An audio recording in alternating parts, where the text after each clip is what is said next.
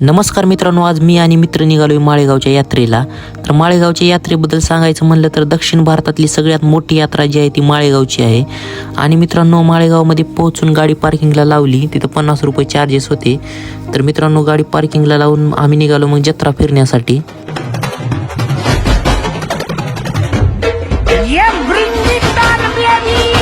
माळेगावच्या यात्रेला मित्रांनो लाखोच्या संख्येने लोक येतात खंडोबाच्या दर्शनासाठी आणि काही खरेदीसाठी पण येतात. आणि या मंदिरापुढे एक बाबा दिसले ही वाद्य वाजवताना. आणि हे वाद्य कुठलं आहे तुम्ही सांगा मित्रांनो कमेंटमध्ये, तुम्हाला माहित असेल तर.